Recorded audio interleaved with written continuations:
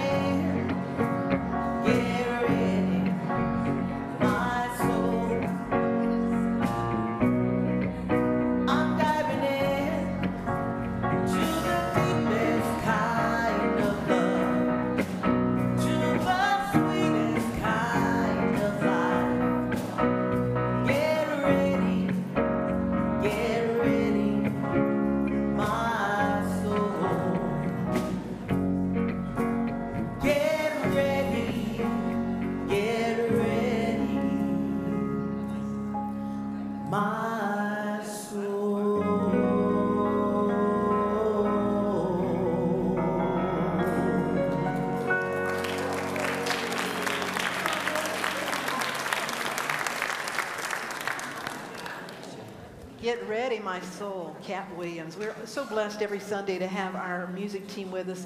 Richard Schulman, our music director, is out of town this week, but have no fear. We have with us Melody Cooper, who's a former music director for Unity in Florida. And anytime that we're blessed, we have Don, Dave, Melody, Joel, Richard, and Kat. Would you please, Pete and Kat, give them my blessing. How many of you remembered the service started at 10:30?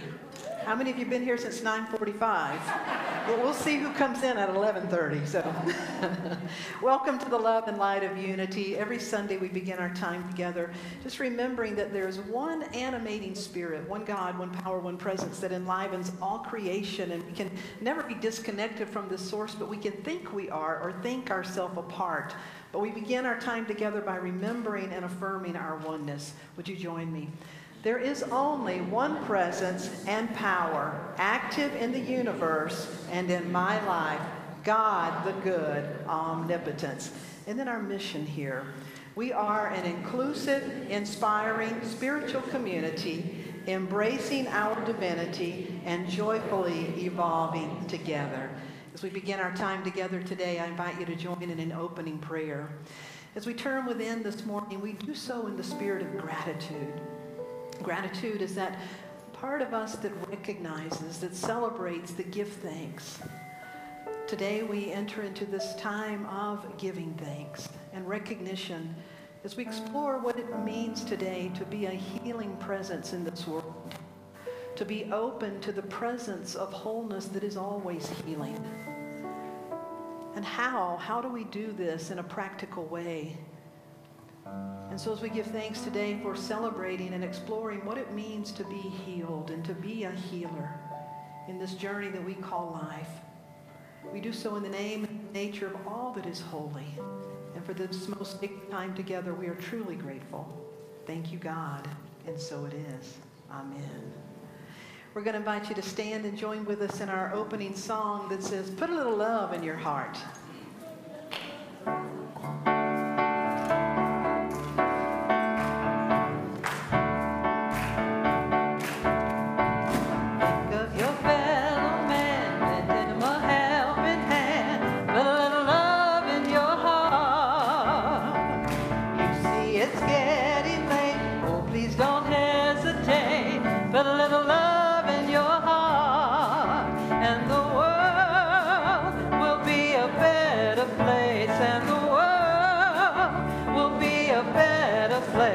For you and me, you just wait and see.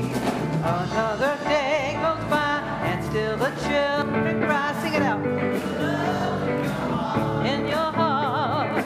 You want the world to know. You won't let hatred grow. But a little love in your heart, and the world will be a better place.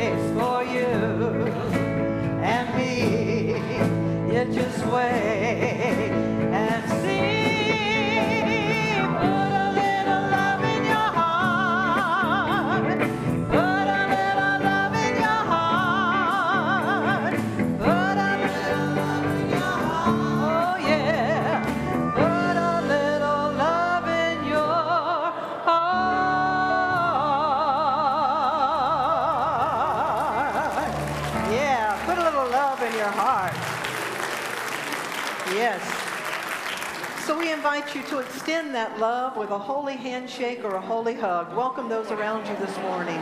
Welcome to the light and the love of unity.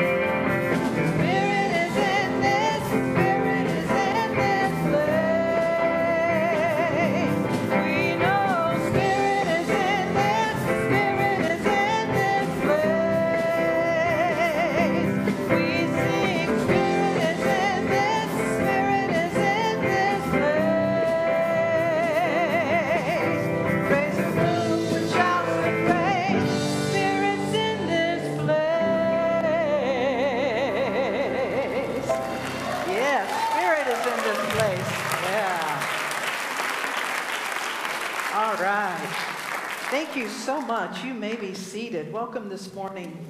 If you haven't figured it out yet, we have a combined service once a quarter, and this is our 10:30 once a month combined service. So we thank you for being here. Reverend Laura Collins is going to head over to this door, and any of our children from infants to teens, if you're still in the chapel and would like to be a part of our youth program, we have a program for all different ages, and so any of our young people, if you want to head on over, we're going to bless you with the truth of your being. So to our young people, those that are heading over and those that are already in the back, we love you, we bless you, we appreciate you, and we behold the divinity in you. As Simon, I see heading over on from the back, we're going to rub our hands together into all of our young people that are here and in the back. We just bless you and give thanks for your presence today. Have a wonderful Sunday school experience. Thank you. We'd also like to take this opportunity to extend a special welcome to anyone that may be here for the first time or the first time in a very long time. If so, just raise your hands and let us acknowledge your presence if you're here for the first time. Wonderful. So glad to have you. If you would just hold your hand up just a moment, our welcoming team will extend a connections card to you. And Unity folks, if you'll lovingly point and help our ushers find, I always say if you want a little workout on Sunday morning, join the welcoming team and you can sprint around the chapel and find those that are new. Linda, there's some over here. Just keep your hand up a minute. You're hot, you're cold. There you are, you're warm. You go back. One row. You got it, okay. If we happen to miss you or you didn't raise your hands or you just simply like some more information, we have packets outside of our bookstore on that counter. There's also a welcome center, a window that you can stop and get some information. But most importantly, we just want you to know that we're blessed by your presence. And we believe you're here by divine appointment. And we hope that you will be blessed in return. And so we extend this blessing to each of you in particular that says, we love you, we bless you, we appreciate you, and we behold the divinity in you. We thank you for being here. Rev. Christy Corna, who is our Associate Minister of Church Office Administration, I like to lovingly refer to her as the glue that holds everything around, everything together, and she's kind of got her hands in everything and knows what's going on.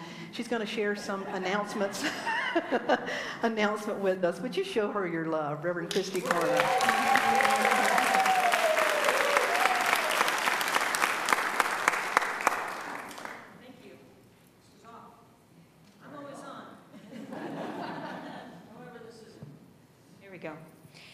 So good morning. There's really cool things happening here. Did you mention the cell phones? I can't remember. So now is the perfect time to turn off your cell phones if at all possible. Put it on airplane mode. At least please silence it if you happen to be on call or something and you need it. That will really help us out during our celebration this morning. So I'm going to share with you rather quickly, because there's a lot happening here, a lot of really cool stuff. This afternoon, directly following this, we have our quarterly town hall meeting that everyone is invited to. You have an opportunity to meet our board, meet our staff, and hear all the really cool things happening with Unity of the Blue Ridge. So join us for that. And then this afternoon, there is a pizza party for the youth of Unity, which is the teens. And if you know a teen that might want to hang out with other teens this evening or this afternoon at 5, please see Reverend Laura Collins, who just left with the children. You can see her afterwards. And then also to announce that there's a youth-ed family picnic. So families with children are invited to attend this. And this is on Sunday, August 26th. And there are flyers out in the foyer. There's a poster on the door. Please see Reverend Laura Collins for that as well. We have some volunteer opportunities here, and to participate in the children's ministry, again, see Reverend Laura Collins. Then we need PowerPoint operators to fill in various Sundays, and easy, it's just one click of the button. It's easy breezy. And then welcomers to be part of our sprinting team, as you saw this morning, but welcomers and greeters as well. And then our August outreach is with Interfaith Assistance Ministries of Henderson County, and we are collecting back-to-school supplies. You'll see the table out in the lobby. So we're running that to the end of the month, August 30th. So if you would like to pick up some new school supplies, that'll really help the children in our area out. And then we have our summer concert series. Our next concert is on Friday, September 7th, and that is with our very own Pat Cardwell and friends. So it's a wonderful opportunity to come hear some great music. You can come early around 6 o'clock, bring your own self-contained dinner and beverage, no alcohol, and meet others and join and get a prime seat for the concert, which begins at 7. And tickets for that are available in the bookstore. And then we have Leah, who is a folky kind of singer. She's joining us in October for that series. And, oh, there's more. Spiritual Gifts Discovery class was originally scheduled for last week. That has been rescheduled, and that Reverend Jane Nelson, who is in the room right over here, will be facilitating that. It's a 2-part class, and it's basically answers the question, who have you come here to be? So it's a wonderful opportunity to discover more about yourself and the gifts that you bring to the world. So the rescheduled dates on that are Thursdays, September 20th and 27th. And then one final note, we have Living Your Dreams by Unlocking Your Subconscious with Dr. Garland Landreth. He was in the movie What the Bleep, and he will be in the area joining us. And there are 2 workshops. There's a Sunday afternoon and a Monday, and if you can only attend the Monday one and miss the Sunday, you can come early on Monday, and he'll fill you in with all the cool stuff he shared on Sunday afternoon. So information, sign-up sheets, and I will be out in the lobby. And with that, we're aware. That was fast. Yeah.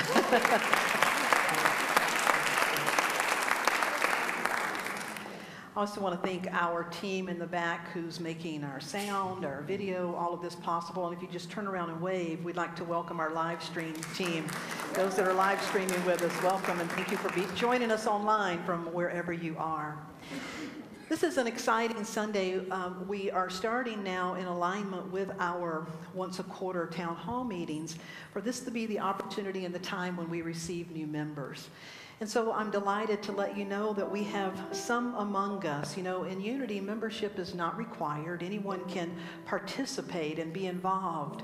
But to become a member is a choice that has to do with your own spiritual journey, your spiritual path. It says that not only do I realize the spiritual community is here for me, but I want to be here for it. And I want to grow and evolve and be a part of this. And we have the opportunity to welcome a number of individuals who are taking that step into membership. As I call your name, I'm first going to invite Ellen Winter, our board president, to please come up. Ellen is in. Would you please show her your love and appreciation? She is just incredibly involved.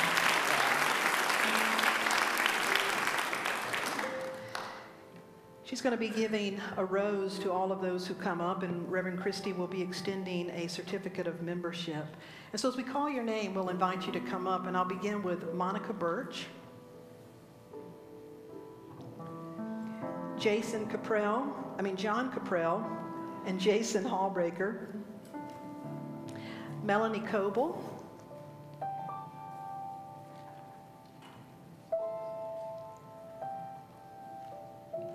Dodie Schultz-Pratt, Sharon Schultz-Pratt, Deb Pullman, Laura Pullman, Adam Augustus Renzi, and Angela Lee Tucker, Betty Roberts, Essela Thompson,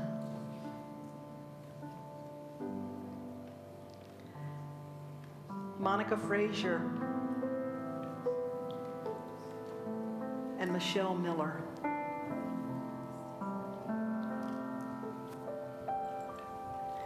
We want to just extend this special welcome to each and every one of you this morning.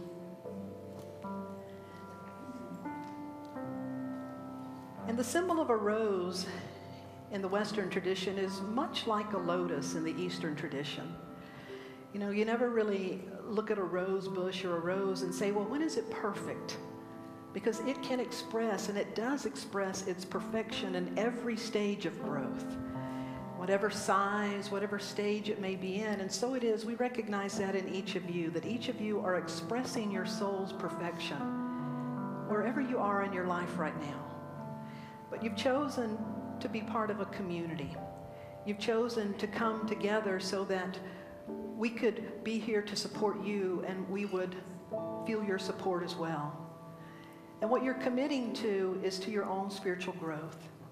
And you're committing to sharing your gifts, your time, your talent, your treasure in the way that works for you.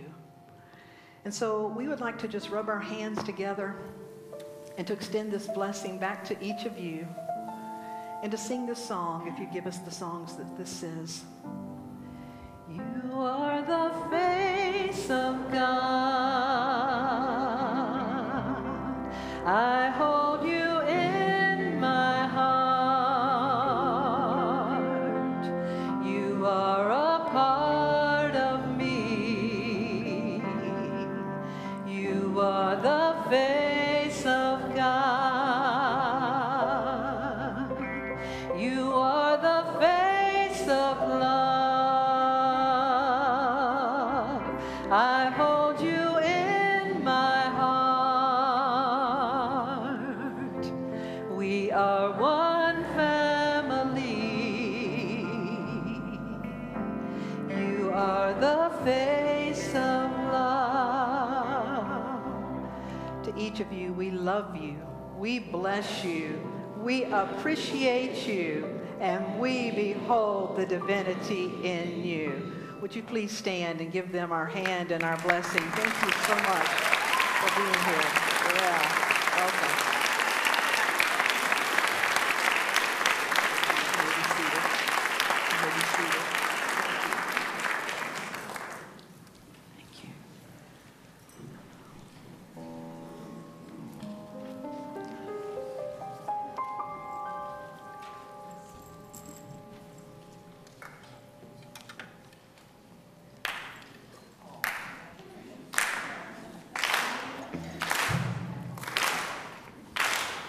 Let me walk to the banks of the river of love, where the current runs deep, baptized in one, where there's no separation and the light is always seen, honoring our differences and love will set us free.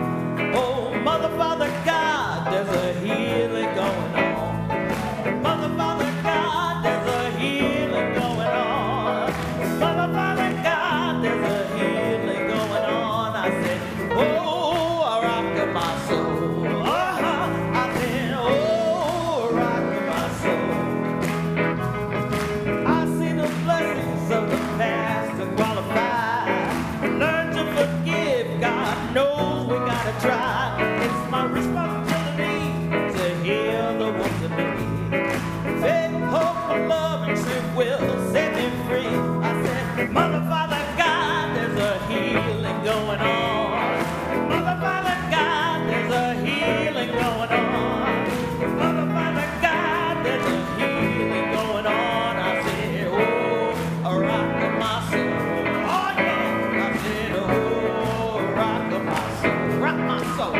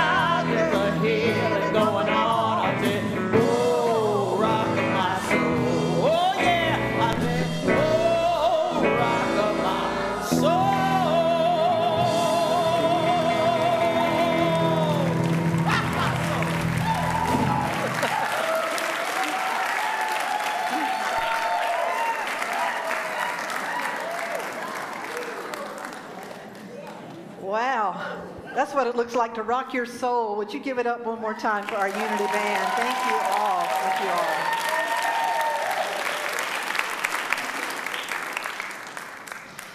all. Welcome again. Wow. Whoa, rock my soul. That's it, band, for a little while. They're like, that was so good, let's do that again. Today we are in the second week of a 4-week series that is based on a book by Angeles Aaron. It's called The Fourfold Way. And it talks about the way of, last week we talked about this, the way of the warrior, or in today's language would be the way of the leader. It's the way of the healer, the way of the visionary, and the way of the teacher. And today we're going to talk about the way of the healer. You know, sometimes some of us identify more as one of these, or some people say I'm a natural teacher, a natural leader, a natural visionary, or a natural healer, and some people are. And yet, in reality, we are all of these things.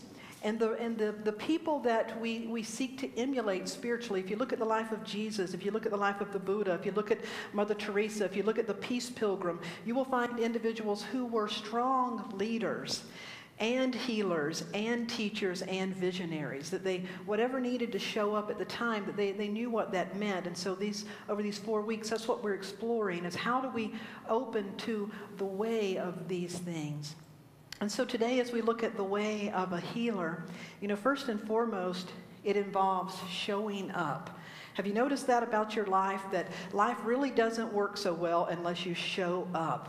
That it requires us to really get out and to show up. And then how we show up becomes really important.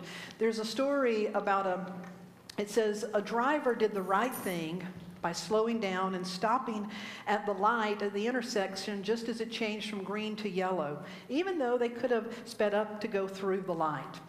Well, the tailgating woman behind went ballistic. She was pounding her horn with one hand and giving sign language with the other hand and yelling out the window because she missed her chance to speed through the intersection just as the light was changing. And just as she's in mid-rant, there was a knock on her window. And she turned and was startled to see the police officer who said, "Ma'am, what is your name? And could you get out of the car, please, and keep your hands above your head?"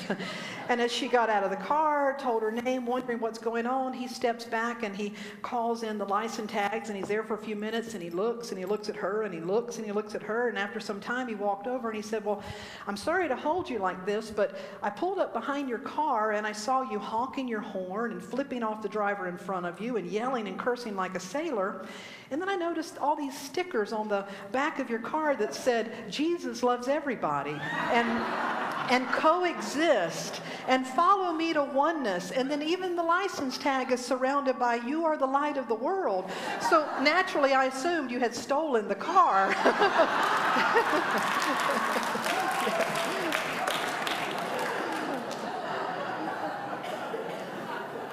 Have you ever shown up and said, "Oh, I hope nobody saw that"?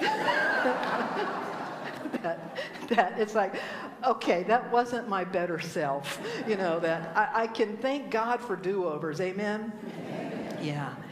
And so we know what it is to show up as our highest and best self, to show up in integrity, to have the outside, to have all of our bumper stickers, to live in alignment with all of our bumper stickers and what people see. And we also know what it is to really strive for those things, and yet sometimes we still show up ranting and raging. That's part of the human experience. And so our goal is, as Angeles Aaron says in this book, the whole book is about how to walk the mystical path in a practical way.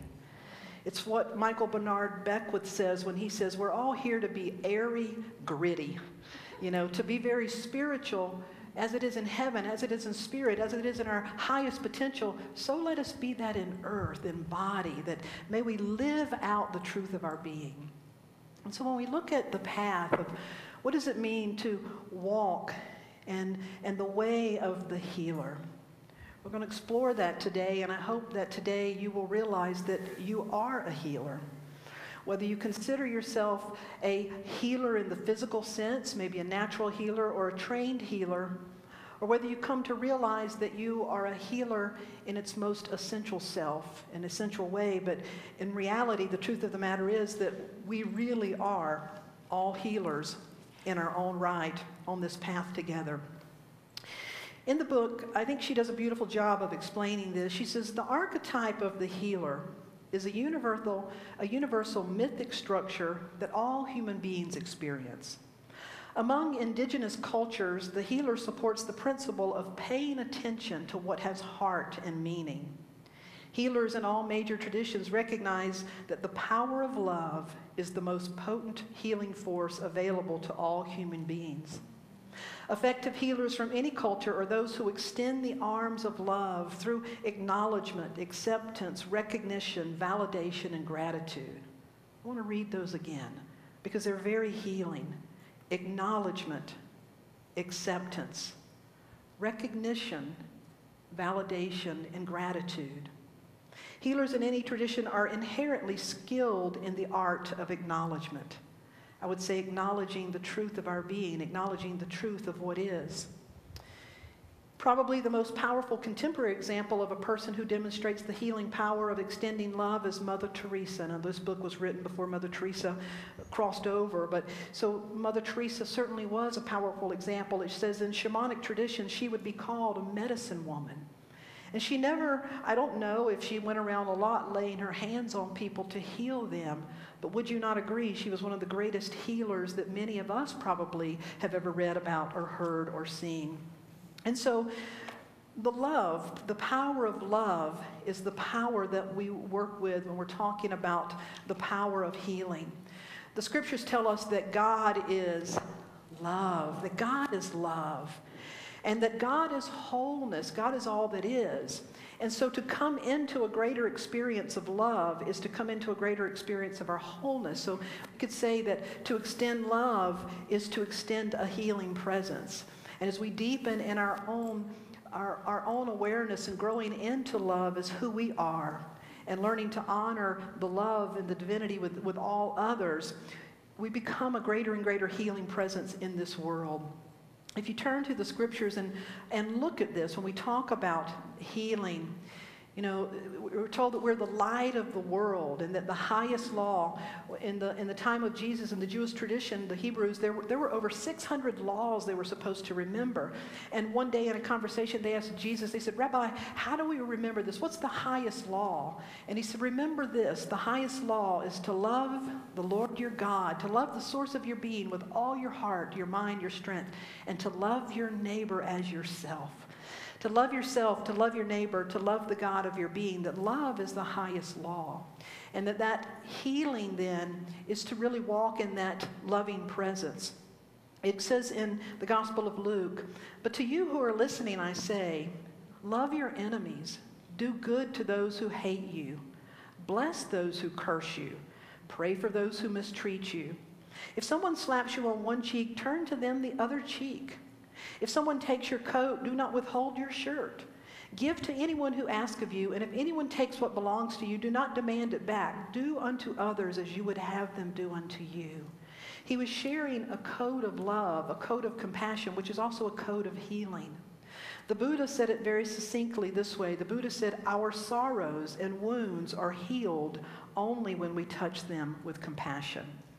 Gary Zukav, a modern teacher, says, eventually you will come to understand that love heals everything.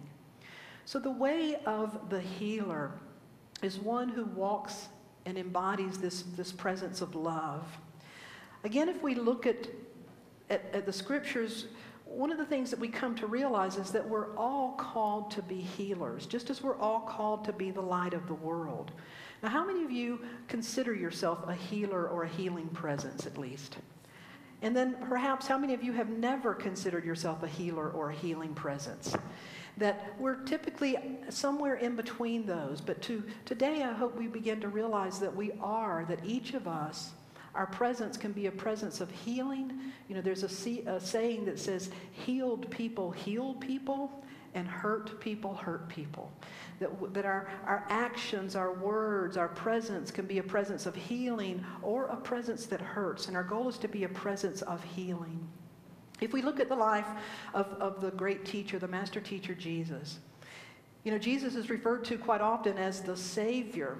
But if you want to emulate the life of Jesus, of all that he did, he spent most of his time teaching and healing. That the scriptures say that there were signs and miracles following this one who knew the truth of who he was. And you have to just think about the culture in which he came.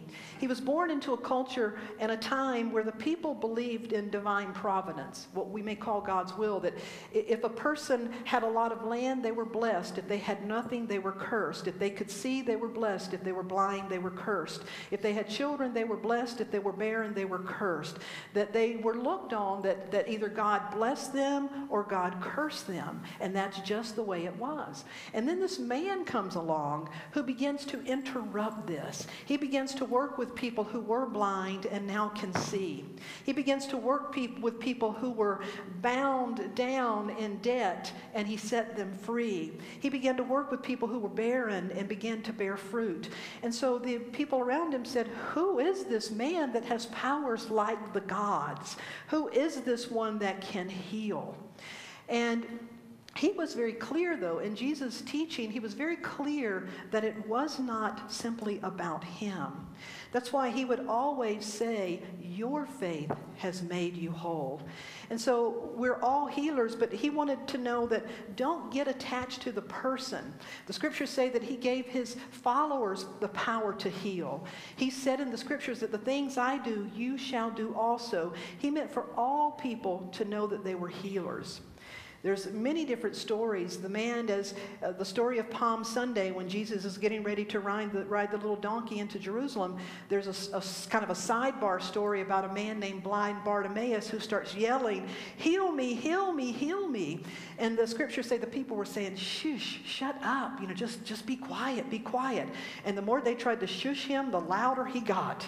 And Jesus stopped and noticed. He was moved with compassion. But he said to that man, your faith has made you whole. You may remember in the scriptures there's another story about a woman who was not loud. She was very quiet. This woman had had an issue of blood for years. Anyone that was bleeding was considered unclean and could not go out and about. They were restricted, confined. For 12 years this woman had been bleeding and had been confined. But she had heard about this person, and so she snuck out one day. And in the midst of a crowd, it says that she touched the hem of his garment, and he stopped and said, who touched me? And the disciples said, have you noticed? Look around. There's a crowd of people. He said, no, I felt virtue. I felt healing leave me. Who touched me? And he turned and he saw her and he said, your faith has made you whole. He was very clear that it was your faith. There's only one time in the scriptures where it says that Jesus could do no works. He did no healing. You know when that was? When he went home. Because when he went home, they said, isn't that Mary and Joseph's boy over there? That's just the carpenter's son. We know his brothers. We know his sisters. That's just so-and-so. You know, when we label a person to just so-and-so, we minimize our capacity to be a healer. And so he was very clear that it depended on that the people's faith, that our faith is where the healing comes in. And so not to get attached to the person, the way the healing may come through, that we're all healers. The second thing he was very clear about is don't get attached to the form. There's another story where there was a blind man, and it says Jesus spat into the soil and made mud and put it in the man's eyes, and he used mud and the man was healed. And I'm sure that man just ran around, and everybody that knew the man said, how did it happen? And he said, well, this is exactly what he did. And I would imagine there was a whole community he started to try to heal by putting mud in their eyes. But then over here, there's another story where a man was healed and he did not put mud in his eyes. I say that's when the first two denominations started, the Muddites and the Neo-Muddites. Oh no, you got to do it this way. Oh no, you got to do it this way. You better eat this. Oh, you better not eat that. You better have this treatment. Oh, you better not have that. What he was trying to say is don't get attached to the form. Follow your own guidance. Trust within. So we don't get attached to the person. We don't get attached to the form. And we don't get attached to the outcome. You see, in our society, when we hear the word healing, we typically think of being cured. And we tend to translate healing with physical, but you can be healed mentally, emotionally. Relationships are healed. Businesses are healed. Ideas, thoughts, beliefs are healed. Habits are healed. I like to say that we're here to help people heal of a case of mistaken identity, that we're all growing into the truth of who we are. So healing happens in all different forms. The Apostle Paul, who was one of the greatest followers of Jesus, said he had what was called a thorn in the flesh. He had a physical affliction. He had an illness. He had something that he wanted to be healed. And the scripture says that he prayed not once, not twice, but 3 times he prayed out and said, God, cure me, heal me, cure me. But he was never cured, yet he was healed. Do you see the difference? That he came into an understanding of this unbreakable wholeness of spirit that is bigger than any outside, that we don't get attached to the outcome. Sometimes and often the physical cure may come. Sometimes whatever we're seeking may come, but it may not. But here's what can happen. There's a healing that always can take place. And the healing is about deepening into a greater sense of who we are.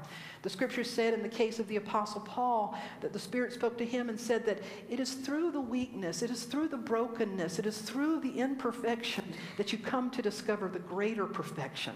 You see, it's about discovering a part of you that can never be denied, that can never be diminished, that can never be imperfect, that can never be sick. We'll always like for that to translate to the body, into the physical realm, into the bank account, into the relationship. And we keep working on those things. But the point was, don't get attached so much that you begin to think you're doing something wrong and why has God forsaken me? Instead, we focus on how can my spirit deepen in the spirit of love? And so Angelise gives us 4 ways. She says in the cultures that she has studied across the globe, indigenous cultures, spiritual traditions, there's something that's called a 4-chambered heart. Now that's just a languaging and a way of looking at it, but there are 4 qualities of heart. And we're not talking about simply the physical heart. We're talking about the heart of who we are. That if we can embrace these qualities of heart, we will always be the way of the healer. We will always be a presence of healing. So the first one that she shares with us is to be and to have an open heart.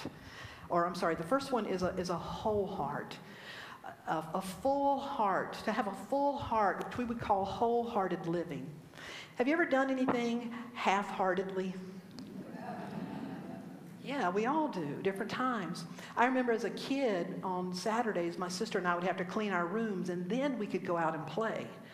Well, we would just go in there and whatever was on the bed, we'd throw it behind the bed and we'd throw the stuff in the closet. We would mess over it, as my mom would say. And she'd come in and she'd look and she'd say, that's just some kind of half-hearted mess. Now go clean your room and then you can go outside.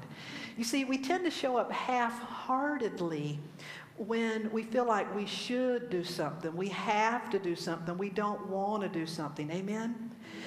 But to show up wholeheartedly. Can you understand that when we're showing up half-heartedly, it is we who are suffering. It is we who are giving from a place of not being full. And so to be a healing presence is to allow our heart to be filled.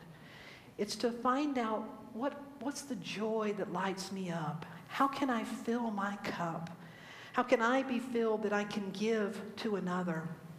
There's an old hymnal, old song. If you know it, sing it with me. It says, here's my cup, Lord. I lift it up, Lord. Come and quench this thirsting of my soul. Bread of heaven, feed me till I want no more. Here's my cup. Fill it up and make me whole. Thank you, all former Pentecostals, for singing that with me. All 7 of us. It's a song about the woman at the well, but the beauty of the song is it's saying, fill my cup and make me whole. The way we would language it today is to help me be aware of my wholeness. To have a full heart, to live wholeheartedly, is the only way that that can come and stay is to be filled with the truth of our I am that I am. We talked about that some last week. Is to be filled with the Spirit and the truth of who we are. And as we're filled with that, then we have something to give, because we're not giving from our limited ego self. Now we become this channel that life uses us. So is your heart full? The second thing we would ask then, is your heart open? You see, having a heart open is very important too, to be in the way of healing and the presence of healing. Because if our heart is closed and if our heart is shut down, and as we grow up and as we go through life and as we get hurt and we protect our heart, it's natural to protect our heart. But in protecting our heart, can you see that we're creating a wall that actually closes us off as well? That our goal is to keep our heart open, and that it is through that tenderness that we become a powerful healer.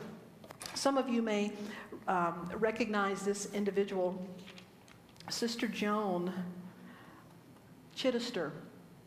Sister Joan is a Benedictine nun or sister. She's been practicing for over 40 years. She was recently on Oprah. Oprah interviewed her. She's an incredible healing presence in the world. She's a voice for social justice. She's a part of the Catholic Church, and she's been a person for revolutionizing and making things right that aren't necessarily haven't been out in the open. And so she's just an incredible healing presence, and many people look to her healing nature. And again, she doesn't typically show up trying to heal people necessarily, but she works for justice, and she works for what is right. But because of that, she's a natural healer. When Oprah interviewed her and said, how did that all start? And she said, when I was about 12, we came home one day and my little parakeet was gone. I was an only child, and this may have seemed strange to people, but that little bird was my companion. You see, I didn't go home to playmates. I went home to Billy, my parakeet. And so now that day that Billy was nowhere to be found, I was distraught. My father moved every piece of furniture in the apartment. My mother looked under every chair. And then we had company come over that night. I had to just be sad, and the family went to bed. My heart was breaking. And I got into bed and I put my face down in the pillow and I sobbed. I knew I had to be quiet. I couldn't disturb anybody, but I was crying, my little body heaving. And the next thing I knew, I felt somebody on the floor beside me, and then an arm on my back, and I realized it was my mother. And then I suddenly felt somebody on the other side, and I realized it was my father. They had their arms around me saying, that's all right, honey. That's all right. We understand. We understand. That's all right. As I look back over the years, I think that I learned about identifying with somebody else's pain and being there. You have to realize that we're all people, and being willing to be open. You see, to be open. The scriptures say that Jesus was moved with compassion. And so to be open to this healing energy is to be willing to be open. And you never know how it'll come, to have your heart open, your eyes open, to be open in every way. Charles and Myrtle Fillmore, the co-founders of Unity, had incredible healings in their life, and they bought acreage. They bought 1,400 acres outside of Kansas City, and they wanted to create this community, a place where people could pray and study and go on retreat. And so as they were doing this, they started digging for water. And as they were digging for water, they accidentally struck oil. If you can call that an accident. But as they're digging, they literally struck oil. But the person who was in charge of the digging was so focused on the water, he was just going to move on to another place. And Charles Fillmore said, never let us be so focused that we fail to receive and respond to the gift that is right before us. You know, sometimes we're so focused on how this has to happen, how this healing, how this has to be resolved, that we forget to stay open. Stay open to the blessings that are in our lives. Stay open to the people that are around us. The Native American tradition believed that whatever the ailment was, within that same area were the properties that would bring the healing. And so to look in your life that whatever it is that seems to need healing, I encourage you to keep the heart open, to keep your entire self open. So we keep ourselves full, wholehearted. We keep ourselves open. And the next one is we keep ourselves clear, to be clear-hearted. If we're not clear, we get burdened down with attachments and judgments. The greatest remedy to keep the heart open, anybody want to guess? Forgiveness. Forgiveness and love. Yeah, the practice of forgiveness, of letting go. You see, we don't forgive another to let them off the hook. We can hold a person accountable for their actions and still see the person as the light of God. You see what I'm saying? We don't have to just completely absolve them. You can hold someone accountable for their actions without demonizing them. But to be in that presence of forgiveness, I think that's why Jesus probably said, if we were as a little child, to be as a little child, because children, young children who have grown up in a healthy way, they don't carry that baggage. They don't carry that grief. There's a modern day little healer among us. Would you show me this slide of Austin? Some of you may remember little Austin Perrine is only 4 years old. And about a year ago, he was watching the Nature Channel with his dad.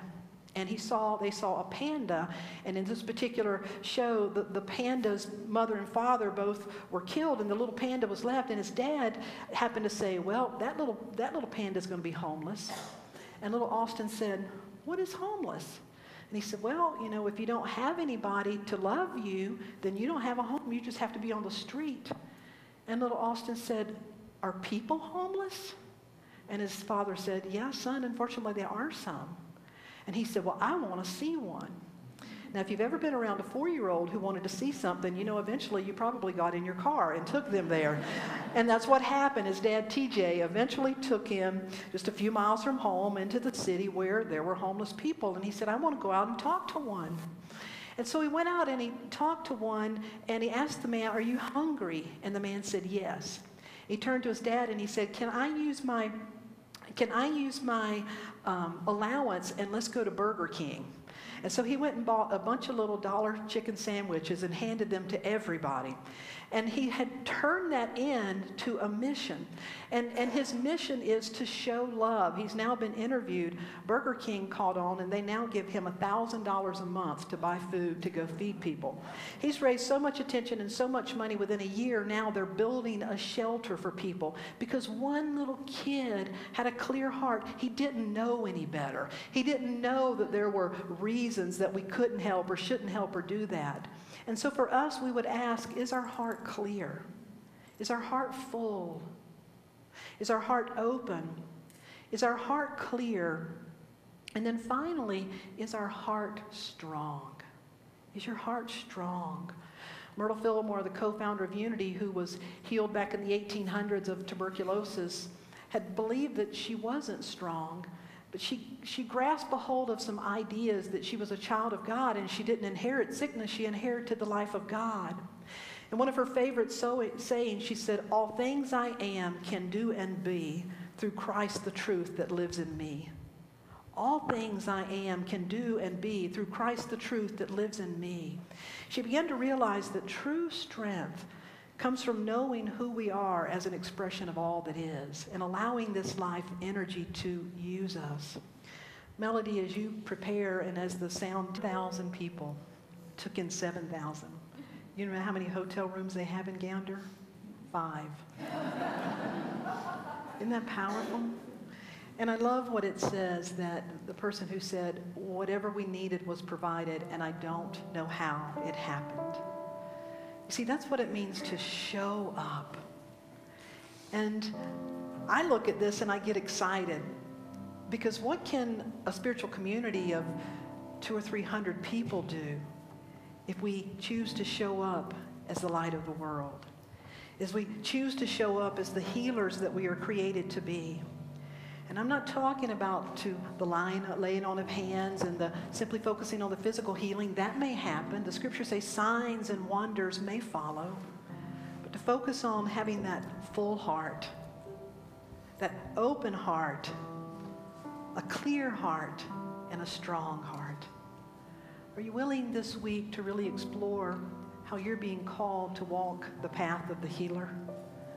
To really allow that healing energy into every area of your life. I'm going to invite you into a song that'll lead us into a time of meditation that says, "Healing in the hands of time." We are healing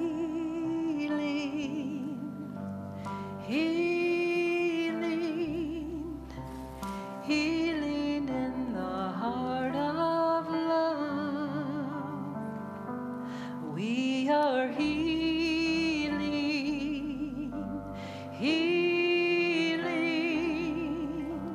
healing in the heart of God. And we're healers. We are healers, healers, healers in the heart of love. We are healers, healers, we are healers in the heart of God. I invite you to close your eyes, to just allow yourself to sit a little more uprightly, to take in a deep breath, perhaps deeper than normal. When you release your breath, perhaps release even more than you think you have to release.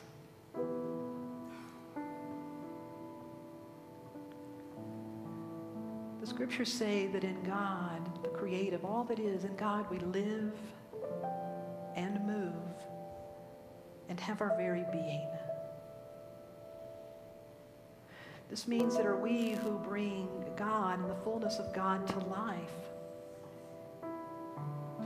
As it is in heaven, in spirit and potential, so shall it be in earth.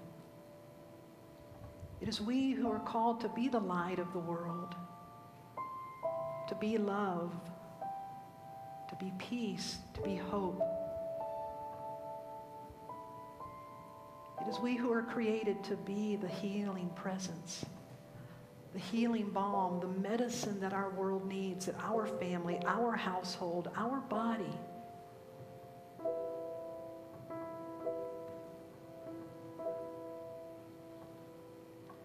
We open this day to this gift and this promise that this power that we know as love is so powerful that it corrects what needs to be corrected. It opens our eyes so that we may see the illumined truth. It guides us to our next step. It empowers us to do things that we never thought we may be able to do. And as we begin to realize that this healing life energy is available just as sure as our life and our breath are, then we begin to show up with intention. And just as St. Francis said, make me an instrument of peace, he could have easily have said, make me an instrument of healing, because they're one and the same. That every day we walk in the light of truth, the truth of who we are. And we allow the Spirit to be all that it is. And as we get out of the way and become the way, great things begin to happen. And the greatest of all, perhaps, is being initiated again and again and again into a deepening sense of who we are as an expression of all that is, and to allowing the love of our very nature to break us open, to move us with compassion.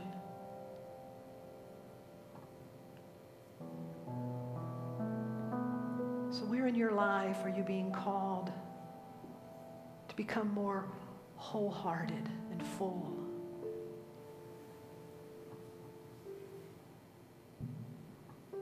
Are there areas that you're being called to become more open?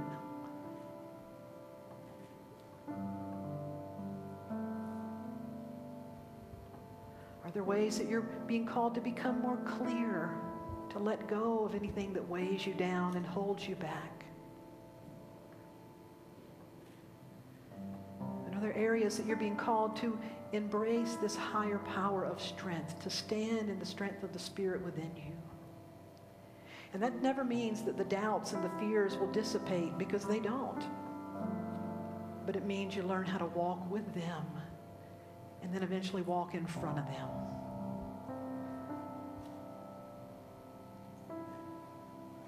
that in the midst of, there's always love, there's always healing.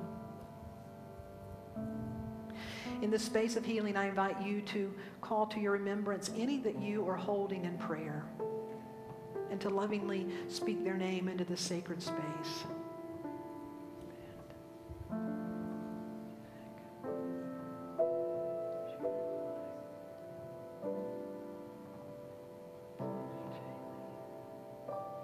And to speak your own name.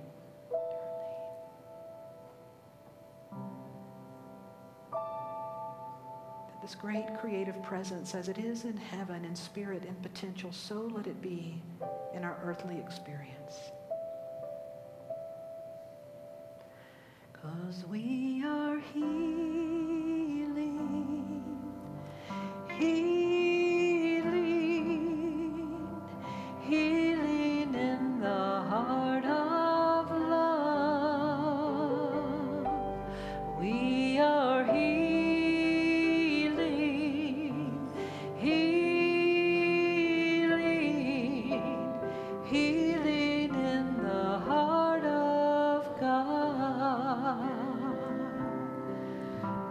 You to open your eyes as you look around, to just take in the love that's in this room, and then to stand and to sing this with me, that we are healers. We are healers, healers, healers in the heart of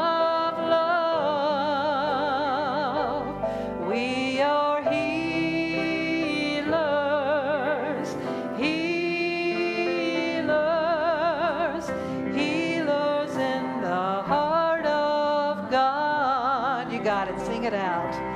We are healers, healers, healers in the heart of love. We are healers, healers, healers in the heart of God. Take someone's hand. We are healers, healers, healing in the heart of love. We are healers, healers, healers in the heart of God. You got it now. Now just imagine, can you imagine if 7 billion people woke up tomorrow and suddenly had a full heart, a clear heart, an open heart, and a strong heart? If 7 billion people woke up on this planet with a healed heart, what would it look like? What could we accomplish? I want you to send your love out around this planet that says we are healing this time again. We are healing, healing, healing in the heart of love. Oh, we are healing, healing, healing in the heart of God.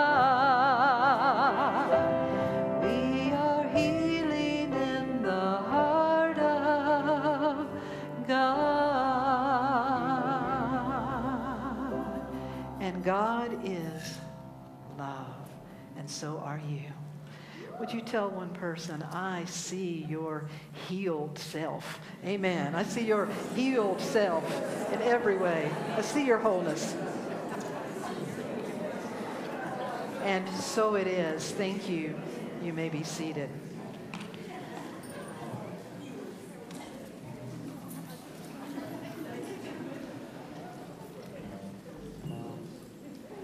Thank you, Reverend Darlene, for that invitation to step into that healing presence of who we are. And I look forward to having these practical steps to carry me into the week, to awaken just a little bit more, to be just a little bit more present, to be who I came here to be, as all of us are. Now is a time in the service where we prepare our tithes and our offerings, knowing that all that is given in this community supports this ministry. This ministry is a healing ministry, and all that we do travels around the world. We are touching people around the globe, especially now with our live streaming. There are communities that are watching us, and lives are being changed because we have decided to show up and participate at this level. So in preparing your gifts, your tithes, your offerings, let us share this blessing together. Divine love flowing through me blesses and multiplies all that I have, all that I give, all that I receive, and all that I am. I am now in perfect balance and flow with the universal tides of giving and receiving. Thank you, God, and so it is.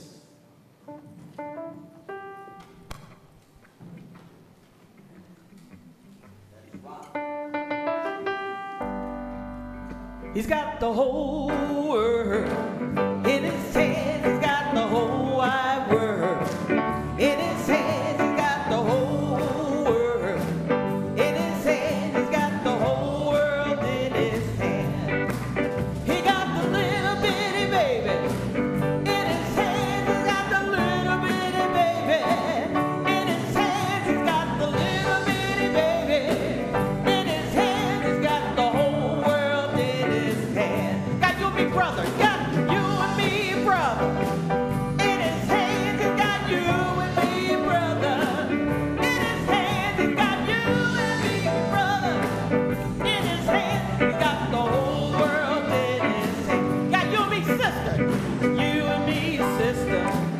In his hands, he's got you and me, sister. In his hands, he's got you and me, sister.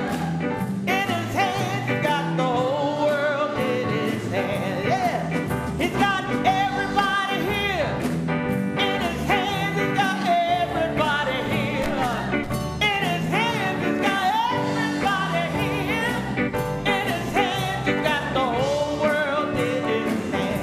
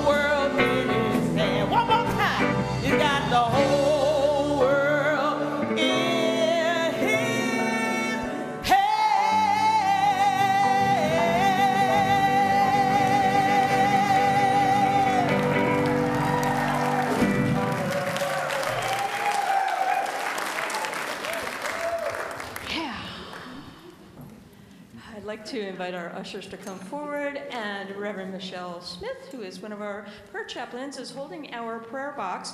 There's a new location for our prayer box. It's just as you come in the door and the main entry. If you look to your right, you'll see a whole little prayer station. And you have the opportunity to put in confidential prayer requests, and our prayer chaplains hold that in their healing presence, and that is also sent to Silent Unity, where it is prayed over for 24 hours a day, every day for 30 days. So it's a wonderful opportunity. We also have prayer chaplains available following our service. And let us just pray over these prayer requests and pray over the gifts for this community. So knowing that there is only one power and one presence, God, infinite and eternal, source of creativity, source of life, source of all, is continuing to resource itself through us, through this community, creating an opportunity for healing within each and every member, congregant, visitor, anybody that participates in this community, and that love and that light and that healing continues to spread wholeness and love and compassion and kindness out into the world. All that we do together and individually is a gift of God's healing grace. And so we give thanks. We give thanks for the gifts that support unity of the Blue Ridge in doing this amazing healing work in the world. We give thanks for each and every one present here. We give thanks for the healing that is occurring in every moment, in every way.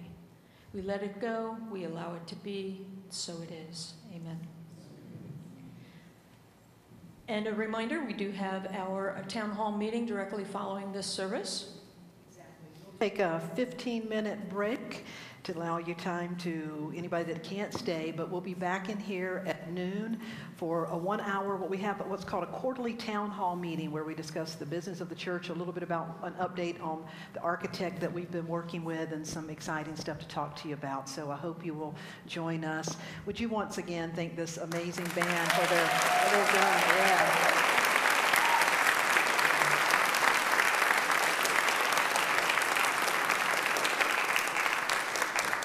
And thank this amazing congregation for the high watch that you create and what you create. So thank you for being here. I'm going to invite you to stand as we bring this service to a close in song. Let there be peace on earth, and let it begin with God's love in our hearts.